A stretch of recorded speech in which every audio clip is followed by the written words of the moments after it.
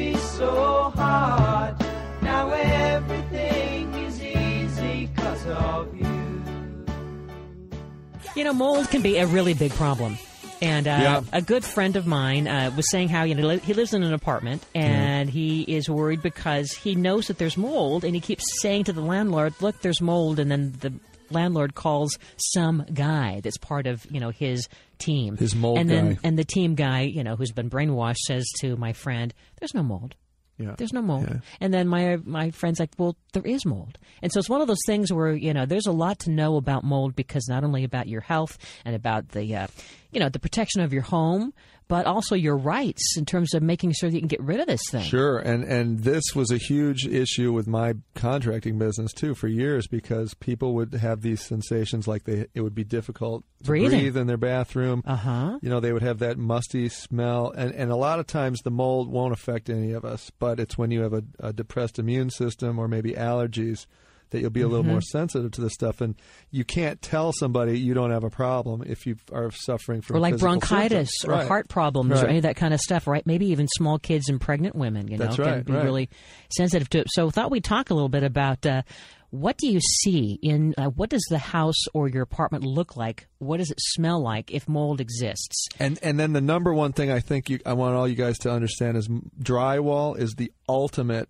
incubator for mold. It's like a sponge. It's like it couldn't be any better of an environment to grow mold than wet drywall. So if you ever have any leaks with drywall, make sure that you cut out the areas that are compromised from moisture. Really, get rid of it and start over again. So, for instance, if you were in the laundry room, and who hasn't had a problem where maybe there was some kind of a leak, right? Sure, and it got into the wall, Yep. right? Let's say you left the laundry sink running. I've done this before. The water's running, and you go in there, oh my gosh, it's running, and now it's overflowed, and it's now gotten, like you say, onto a little bit of that drywall. Sure. Cut it out. Cut it out and start over. And, if it can be fan dried, that's what these mold remediation companies will do first, is if you have an insurance claim, there's a flood, they'll immediately vacuum all the water out with a shop vac, obviously, and then they'll throw big, powerful industrial fans in to try and dry everything out. Sometimes they'll even core areas out in the room just so that ventilation can get up in the ceiling, in the walls, and get water circulation.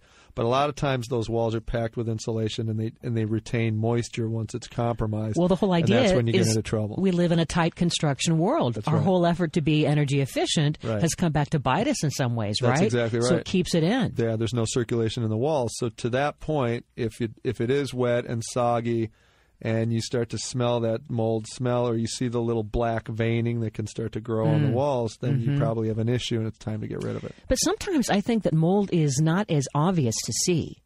Yes, or maybe you're even right. not as obvious to smell. I mean, everyone knows what that dank smell is, especially like if you've been in, like I've gone to certain gyms where you go, and I even will tell the front desk, I think that you guys might have an issue. It kind of smells a little damp or mildewy, and they're like, smells good to me. Yeah, it's that's like because they're living in it. It's like you're in a locker room. It smells like a bunch of wet towels that have been sitting on the counter for a day or two. That smell where it's like, ew, right? Yeah, that smell when the stuff isn't dried thoroughly in the dryer, and then you take it out and fold it in. Exactly. You can't. And then you got to do it again. Terrible. Yeah. I hate it. Yeah. But sometimes it may not smell, right? Right. There are some that you can't detect from just smell alone. And then, a lot of times too, if you have a bathroom that does not have an exhaust fan or a window, chances are very, very good that it's going to start to grow mold, because it's just constantly wet and damp from steam. I bet it can grow inside the shower, can't it? Sure can, Like yeah. on the shower ceiling. You'll see it in your grout joints, with the little black veining Isn't that that starts to lovely? show up, and that's basically mold. Yeah. Ick. Yeah.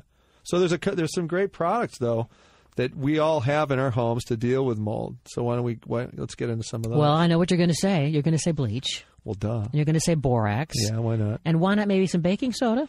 I don't know why you wouldn't, but something you might not think about would be white vinegar. Well, now white vinegar will kill about. I think you have stock in vinegar or something. No, I love it because not only is you and it Heinz vinegar or something like that. Is there something you're supposed to tell us? Yeah, it's a vinegar takeover. No, vinegar is good because it's non-toxic. It doesn't off gas. That's true. You because can pretty much use it all the time. Because here we're without trying to worry. get rid of something that's making us sick, and we don't want to add something more that could make us sicker. That's right. Right? Now, keep in mind, though, white vinegar will only kill about 80% of molds out there. So it's not going to do everything, but it's definitely something you may want to try first. Okay. You can also do hydrogen peroxide, as you know. Hydrogen peroxide's good. I mean, basically anything that will eat away at germs. Did I tell you about tea tree oil? You didn't tell me about tea tree oil. Tell me about tea tree oil. That'll take it down, too. You put a little of that on your grout joints with some water, mix it 3-to-1, water to tea tree oil. Bam, gone. Gone. Smells good, too. And grapefruit seed extract will do the same thing. Oh, because of that citrus thing. Yes, ma'am. Look at you. That's right. So you put a little grapefruit citrus oil on the grout, and then a little bit with water, and again 3-to-1. A little bit with your toothpaste, and then it'll bleach your teeth. Well, then maybe. So let's talk about those are some great things, some great household tools to have around. We're doing it our own. Spray bottles. But let's say that it looks like it might be worse. Let's say that we can see not only the signs that you talk about, black in the grout, it's in the shower ceiling, maybe it's in the laundry room. Where else would it look really bad? Maybe on the siding of your home. Siding of your if home, you've done too, a lot, like you have some plants that are growing too close to your home. Like a lot of times folks will have sprinklers that are basically just spraying their home. And it starts to literally look green or black, there little dots. That's it, little dots, little green dots, little miscolored yellow, gold. You'll see it everywhere. Like, for example, mold is so pervasive and can grow so quickly. When I was down at Katrina doing this show years ago called 3 Wishes, we went into a home that had been flooded by the floodwaters, and within 2 days, the entire house was filled with red, yellow, black, green colored mold that looked like a coral reef. That's how fast it grew. So it can come quickly and take over.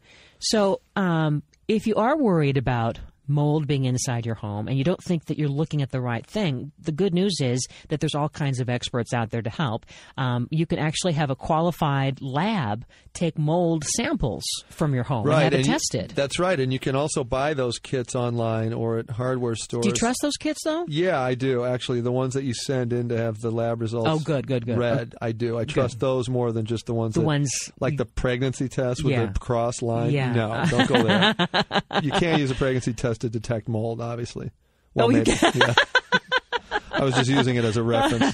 But yeah, the ones that you send to the labs where they really can kind of give you a thorough idea of what's going on, I think are more trustworthy. Yeah. I mean, and black mold, that to me is the spookiest. The black mold is what really freaks me out. Yeah, but keep in mind that everyone's not going to be affected by it negatively, just folks with depressed immune systems. So, you probably have it in your house now, and it's not going to be an issue. But if it is, we know how to deal with it. Yeah. And if you do think that there's something really bad going on, and let's say that you are, living in an apartment or in an area where you just don't think you're getting help, there's all kinds of services online where you can get a second opinion. Because I think that because this is such a big issue, you shouldn't just, take it and, not defend yourself. Yeah, and mold remediation is a big business, and it can be really helpful and effective if you get those test results and you do indeed have the toxic stuff in your house. You're going to want to have, and here's how these guys do it. They come in hazmat suits. They tape off all your vents. I know. They basically sequester your like house. Astronauts, That's right. And the thing is, mold really is everywhere. And when you think that it can grow in any kind of temperature from 40 degrees to 100 degrees, that's pretty broad. Yep. That's kind of in a lot of spaces. And a huge place where people don't think about often where it shows up is in the carpet. Or how about even in your refrigerator? If you aren't careful, you can get mold in your refrigerator. Yeah. You can. And actually, when you think about it, most cheese is it's all mold. It's pretty much everywhere. So we just need to be really smart about it. Go online, make sure that you have all the support that you need in terms of if you want to have an expert come and take it out. If not, use some of these household products and have them around, in your own little kit. The borax, the bleach, the ammonia, the tea tree oil, right? Yep. All that good stuff. Make it all a part of your kit, and you'll keep it at bay. And also make sure ventilation is always occurring in your bathrooms. All right. Please do that. Okay. Well, thanks for hanging out with us. We have more to talk about, and you can always listen to us online if you go to our website, yourhomewizards.com. Remember this, we love to improve your home and improve your life. Place the flowers.